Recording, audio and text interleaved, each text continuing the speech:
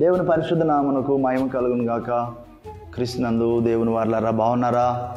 దేవుని యొక్క మహాకృపను బట్టి మరొక రోజును మనం కలిగి ఉన్నాం. దేవుని సన్నిధానంలో అంటే దేవుని మాటలు వింటున్నప్పుడు దేవుని సన్నిధానమే కదా. దేవుని మాటలు వింటుంటే కొంతమంది అంటారు, అయ్యా మరి మేము బండ్ల మీద వెళుచు ఉంటాం, దేవుని మాటలు వింటాం. మరి అప్పుడు ఎలా అంటే, అవును, దేవుని సన్నిధిని అనుభవిస్తూ ఉన్నావు, దేవుని సన్నిధిని అనుభవిస్తాం. మోషేతోటి అంటాడు కదా ప్రభు, నా సన్నిధి నీకు తోడుగా వచ్చును అంటారు కదా. అవును ప్రియమైన వాళ్ళరా, దేవుని యొక్క సన్నిధి దేవుని మాటలు వింటూ ఉన్నప్పుడు, దేవుని గురించిన కీర్తిస్తున్నప్పుడు, దేవునిని స్తుతిస్తూ ఉన్నప్పుడు దేవుని సన్నిధిని మనం అనుభవించేవారముగా ఉంటాం.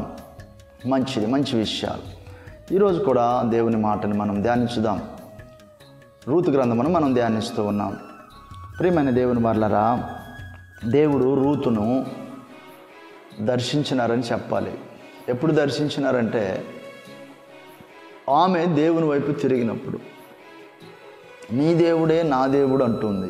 ఆమె తీసుకుంటున్న మంచి నిర్ణయం. నీ దేవుడే నా దేవుడు అంటుంది. ఎవరితో? తన అత్తతో, దేవుని కలిగిన వారితో.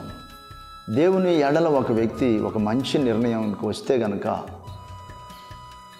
ప్రభువారు మాటలను బట్టి దైవజనుడు పౌలు అంటారు కదా, హృదయమందు విశ్వసించి నోటి ద్వారా ఒప్పుకొనిన వాడు రక్షించబడును అని. హృదయంలో విశ్వాసం, దేవుడు గొప్పవారై ఉన్నాడు. ఇప్పుడున్న చీకటి అనుభవాలు నా జీవితంలో ఉంటే వీటి నుండి దేవుడు నన్ను విడిపిస్తాడు. ఇప్పుడున్న లేమి, కరువు నన్ను ఏదైతే ఒత్తిడి చేస్తూ ఉందో, దేవుని వైపు నేను తిరిగితే నన్ను విడిపిస్తాడు, నన్ను సేవ్ చేస్తాడు. ఏమంటే ఆ నిర్ణయం ఏం చేస్తుందంటే, దేవుని యొక్క వైపు మన హృదయాలను తిప్పి మనకు సహాయం చేస్తుంది. ఏమంటే కటిక పేదరాలు కదా రూతు, కటిక పేదరాలు. ఆ బెత్లెహేం ఆ ఊరు వచ్చినప్పుడు పరిగేరుకోవటానికి వెళ్ళిందండి. చాలాలో పంట కోసిన తర్వాత అక్కడ కొంత ఉంటుంది, కోసి వెళ్ళిపోయిన తర్వాత ఆ పరిగి వేరుకోవటానికి వెళ్ళింది. పరిగి వేరుకోవటానికి వెళ్ళిన ఆమె ఎంత దీనస్థితిలో చూడండి. పరిగి వేరుకోవటానికి ఇంతకుముందు పొలాలలో పరిగి వేరుకోవటానికి వెళ్ళే వాళ్ళని ఇప్పుడైతే రానివ్వట్లేదేమో, కానీ ఇంతకుముందు కూడా కొంత వారి పట్ల అది ఒక రకంగా ఇటు కాదు అటు కాదు వెళ్ళిపో అని అంటూ ఉండేవాడు. తునీకార భావం. ప్రియమైన వాళ్ళరా, ఎంత పేదరాలు, ఎంత కటిక పేదరాలు, అంత తునీకార భావమై ఉన్న ఆ యొక్క స్త్రీ దయనీయమైన పరిస్థితి అంతా కూడా దేవుని వైపు తిప్పబడిన ఆమెకు మార్చబడింది. గొప్ప భాగ్యవంతురాలైందని చెప్పాలి.